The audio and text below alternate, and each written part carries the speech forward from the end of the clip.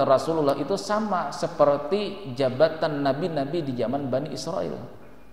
Baik secara makrifatnya kepada Allah, syariatnya yang sesuai dengan Rasulullah itu sama dengan nabi-nabi dahulu. Cuma setelah wafat Rasulullah tidak boleh lagi bergelar nabi, harus bergelar ulama.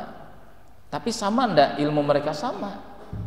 Nah sehingga Nabi Khidir alaihissalam itu belajar kepada Imam Abu Hanifah radhiyallahu anhu selama 30 tahun.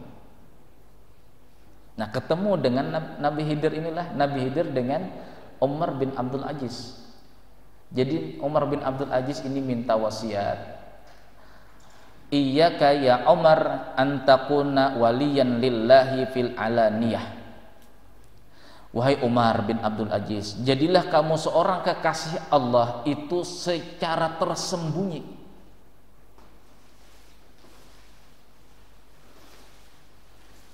Jadilah menjadi wali Allah, menjadi kekasih Allah itu secara sembunyi-sembunyi. Artinya bila di rumah ibadah perbanyak, setelah di luar rumah jangan dinampakkan ibadah tersebut. Di dalam rumah tidak beribadah, di luar rumah seakan-akan beribadah, pakai bulang kepala panjang-panjang, pakai surban di sini. Cuma sholat di rumah baju kaos kutang, celana pendek, munafik. Ini Nabi Khidir mewasiatkan kepada Umar bin Abdul Aziz, wahai Umar, jadilah kamu menjadi kekasih Allah Ta'ala fil alaniyah, secara tersembunyi, wa aduwan lahu fisirri,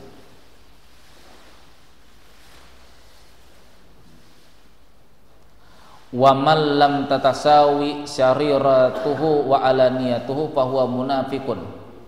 Orang yang tidak sama, kata Nabi Khidir, yang di dalam sama yang di luar, bahwa munafiqun, orang itu orang munafik.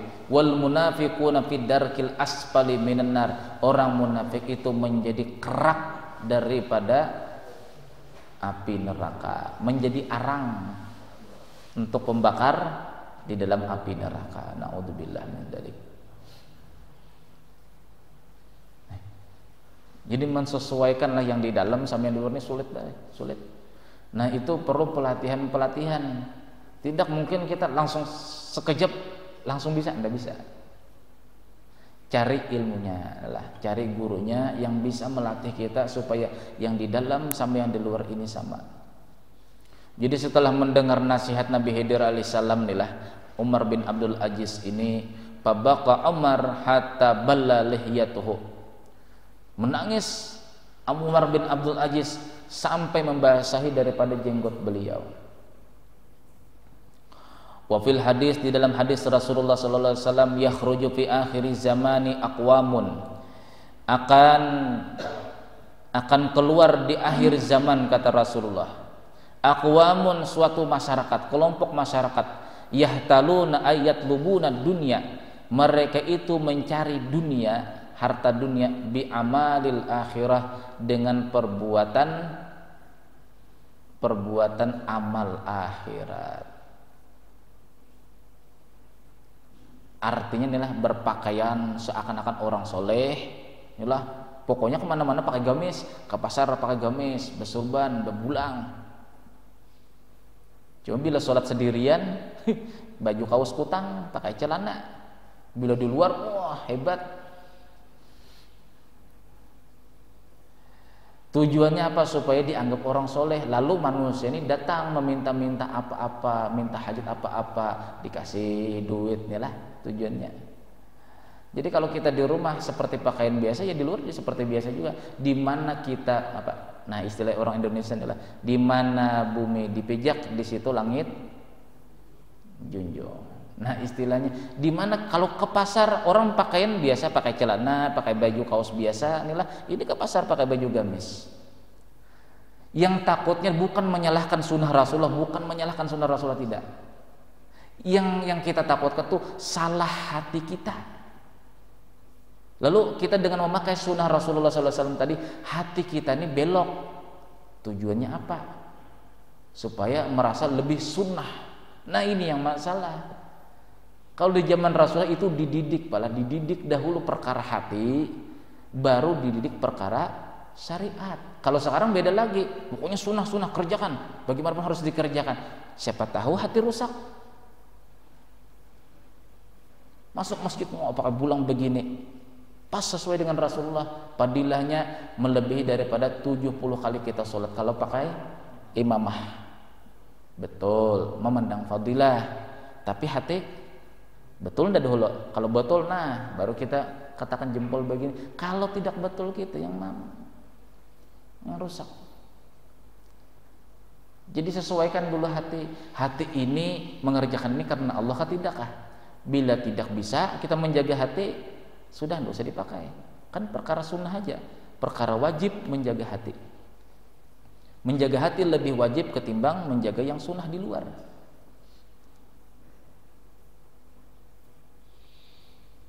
Nah sehingga inilah siapa wali Allah Ta'ala di zaman ulama salaf yang bernama Ibrahim bin Adham, seorang wali besar. Beliau setelah terkenal dengan kealiman beliau, setiap orang yang bertemu dengan beliau inilah, wah wahai ulama kami, guru kami. Lalu tergelitik di hati beliau, memang alim aku ini. Nah, jadi beliau mendatangi kamar mandi umum. Ini cerita beliau inilah, di kamar mandi umum. Lalu ada yang orang itu pada waktu melepas sarungnya ditaruhnya di atas. Taruh beliau di atas.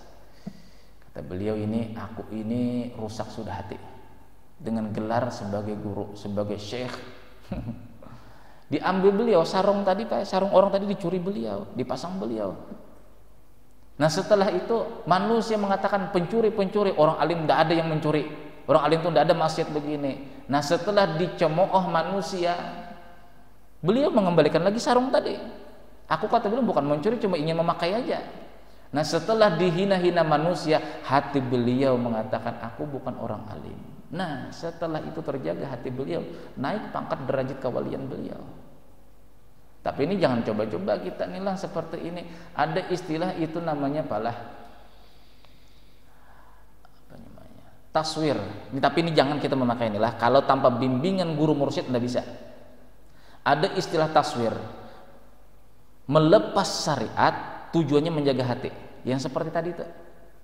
Cuma jangan berkekalan. Aku ini ya sholat subuh seakan-akan aku merasa paling istiqomah, merasa paling alim sudah. Sudah aku besok udah sholat subuh berjamaah sudah. Tidurlah, tidak bangun. Dengar ajan tidur lagi. Tidur lagi. Lalu setelah bangun baru melaksanakan sholat subuh. Tergelitik di hati, memang bukan alim aku ini, bukan alim, bukan ahli ibadah. Nah, ini tanpa gurungan guru mursyid lah, dilaksanakan yang seperti itu. Nah setelah itu iblis datang membisiki lagi, nah baguskan hati kamu, tidak merasa alim kan, besok lagi tidak usah sholat subuh berjamaah lah, di rumah aja. Ini balah tipu daya setan. Tidak bisa kita melakukan hal yang demikian, tidak bisa tanpa guru mursyid. Cuma sekedar info-info inilah dari di dalam kitab seperti ada namanya istilah taswir, melepas syariat sementara, bukan berkekalan, bukan berketerusan, sementara. Sama seperti Ibrahim bin Adham tadi mencuri. Sebenarnya bukan mencuri, cuma meminjam sebentar, meminjam sebentar. Setelah dibiarkan orang pencuri, baru beliau kembalikan dan minta maaf. Lalu terjaga hati beliau. Nah, seorang wali-wali Allah Ta'ala begitu. Kita ini bukan wali, orang awam, malah tidak biasa yang mengamalkan demikian. Ada lagi cerita terakhir orang yang menjaga hatinya, yang supaya hati sesuai dengan anggota tubuh. Itu Abu Yazid Al-Bastami kalau tidak khilaf. Beliau punya murid yang selalu mengikuti beliau di dalam beribadah. Bila sholat tahajud, gurunya sholat tahajud juga. Abu Yazid Al-Bastami ini punya murid yang begitu. Lalu suatu saat murid Abu Yazid Al-Bastami ini bertanya, wahai guru, saya ini bingung, saya mengikut sampean berapa tahun, ikut pengajian beliau berapa tahun, ikut pengajian sampean berapa tahun, ikut ibadah mengikuti sampean berapa tahun, cuma tidak pernah saya merasakan nikmat beribadah. Karena Abu Yazid Al-Bastami seorang wali Allah Subhanahu wa taala, diilhamkan Allah taala cara untuk menghilangkan atau untuk memperdapati nikmat beribadah. Karena di antara orang yang diterima ibadah Allah Subhanahu wa taala itu ibadahnya, kalau dalam hadis itu tandanya adalah diberikan rasa nikmat di dalam beribadah. Jadi kata Abu Yazid Bastami, wahai muridku, nanti besok hari, nah ini duit, besok hari kamu beli buah-buahan ke pasar, nih bawa karungnya, isi penuh-penuh. Yang namanya disuruh gurunya, bawa karung ke pasar, beli buah banyak-banyak sekarung, dipikul sendiri. Nah setelah itu pengumuman barang siapa yang ingin buah silahkan pukul diriku, tempeleng diriku. Tapi karena ini dia yakin adalah ini gurunya wali, guru mursyid, sudah ikut aja si murid tadi.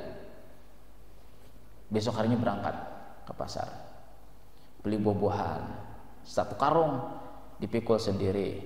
Suruh gurunya pengumuman, anak-anak kah yang tua kah yang muda kah, siapa yang hendak gratis buah ini, mau mencicipi buah ini, silahkan tempeleng saya. Bila tempelengannya 2 kali, 2 buah aku kasih. Bila 1 kali, 1 buah aku kasih. Anak-anak senang tempelengnya, tempelengnya murid Abu Yazid Bastami tadi, tempelengnya semuanya. Habis buah tadi, pulang ke rumah, ikut sholat tahajud dengan Abu Yazid Bastami. Ternyata beliau diberikan Allah Subhanahu wa taala nikmat di dalam beribadah. Jadi nasihat Abu Yazid Bastami, tahu enggak penyakitnya? Kamu itu enggak bisa merasakan nikmat beribadah, sehingga kusuruh kamu itu membeli buah dibagikan kepada orang-orang yang mau mentempeleng kamu. Itu tandanya bahwasanya kamu di dalam beribadah merasa dekat dengan seorang guru. 1, merasa tinggi sudah. Yang kedua, merasa dibimbing seorang guru. 2 penyakitnya. Yang ketiga, merasa ahli ibadah.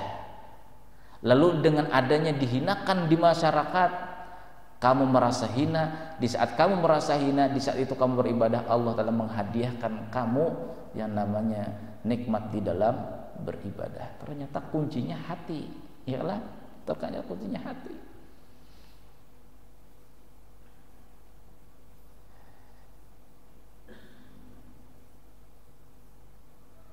Nah kalau kita lihat nih lah, ini namanya inilah taswir juga lah. Taswir, menjaga diri wajib lah. Dizalim orang menjaga diri wajib. Ini minta zolimi manusia, ini buah tempeleng aku, ini buah tempeleng aku. Ini kalau dalam secara hukum syariat hukumnya haram. Tapi melepas sementara, tidak setiap hari. Nah, taswir ini ada dalilnya enggak? Ada. Di zaman Rasulullah sallallahu alaihi wasallam, di saat Bilal bin Rabbah ini mengadu kepada Rasulullah, wahai Rasulullah, saya dihinakan, ibu saya dihinakan oleh Abu Dzar Al-Ghifari, bahwasanya kami ini adalah manusia paling lotong. Benarkah begitu wahai Bilal bin Rabbah? Benar wahai Rasulullah, saya mengadu kepada sampean, minta hukum daripada sampean. Panggil Abu Dzar Al-Ghifari, panggil. Abu Dzar, berbaring kamu di pasir ini. Wahai Bilal, injak pipinya. Tidak mau wahai Rasulullah, ini sahabat saya wahai Rasulullah. Kata Bilal bin Rabah, injak pipinya kata Rasulullah. Nah, ini taswir. Kalau seseorang itu mengomongkan kita, menjelek-jelekan kita, istilahnya itu balasannya harus dijelek-jelekan. Atau kita yang paling bagus itu memaafkan. Ini tidak. Rasulullah bukan menyuruh, ayo Bilal kamu olok-olok dia juga sebagai balasan supaya dia tidak dosa lagi. Tidak begitu Rasulullah. Rasulullah memandang hati Abu Dzar Al-Ghifari karena merasa kulit lebih putih ketimbang Bilal bin Rabah dengan ibunya Bilal bin Rabah. Lalu yang dipukul oleh Rasulullah adalah perkara hatinya, merasa paling putih, merasa lebih mulia daripada Bilal bin Rabah. Disuruh Rasulullah berbaring di pasir. Bilal injak pipinya, injak mukanya. Tidak mau wahai Rasulullah, kata Bilal bin Rabah. Kenapa? Ini sahabat saya wahai Rasulullah, kata Bilal bin Rabah. Nah, di saat merasa dihinakan di hadapan Rasulullah SAW, Abu Dzar Al-Ghifari yang di saat itu dihinakan Rasulullah sehingga dia merasa dirinya tuh hina, lebih hina daripada Bilal bin Rabah, maka pada waktu itulah Rasulullah SAW memaafkan Abu Dzar Al-Ghifari. Kalau di dalam akal kita inilah diinjak pipi haram lah, menzalim Rasulullah nih. Apakah Rasulullah menzalim Abu Dzar Al-Ghifari? Tidak. Ini menyelamatkan hatinya supaya jangan ada sikap sombong. Lalu diinjak oleh Bilal bin Rabah. Nah, setelah diinjak, hati Abu Dzar Al-Ghifari lebih terjaga, tidak merasa lebih mulia daripada Bilal bin Rabah. Di saat itu kemaafan Rasulullah. Itu perjalanan sahabat-sahabat, ulama-ulama salaf di dalam menjaga hati mereka. Jadi kalau kita sudah tahu sejarah-sejarah seperti ini, maka sangatlah patut kita ini belajar ilmu tasawuf, bukan sekedar syariat saja. Karena syariat itu apabila tidak sesuai dengan hati, kita bisa munafik. Apabila yang hati ini kotor tapi syariat betul, maka itu tidak akan diterima Allah Subhanahu wa taala. Sampai janji Allah Subhanahu wa taala, innal jannata, surga pun kata Rasulullah, la yadkhulul jannata man kana fi qalbihi misqalu dzarratin minal kibir. Surga pun kata Rasulullah bertuliskan di sana, la yadkhulul jannata, selamanya tidak bisa masuk ke sini kata surga, man kana fi qalbihi, orang yang ada hatinya misqalu dzarratin minal kibir, ada setitik debu daripada sifat kesombongan. Mudah-mudahan Allah Subhanahu wa taala mengampuni dosa zahir dan batin kita, diselamatkan kita daripada penyakit-penyakit hati, diberikan Allah Subhanahu wa taala kita ilham untuk melaksanakan ibadah dengan khusyuk, dan mudah-mudahan Allah Subhanahu wa taala mewafatkan kita husnul khotimah dengan berkah kita istiqomah menuntut ilmu agama, dan mudah-mudahan kita mendapatkan syafaat Rasulullah sallallahu alaihi wasallam dengan sunnahnya ini. Amin ya rabbal alamin. Al-Fatihah. Iyyaka na'budu wa iyyaka nasta'in. Shiratal mustaqim, shiratal ladzina an'amta 'alaihim ghairil maghdubi 'alaihim waladdallin. Amin. Ini ada permintaan doa selamat daripada jemaah kita.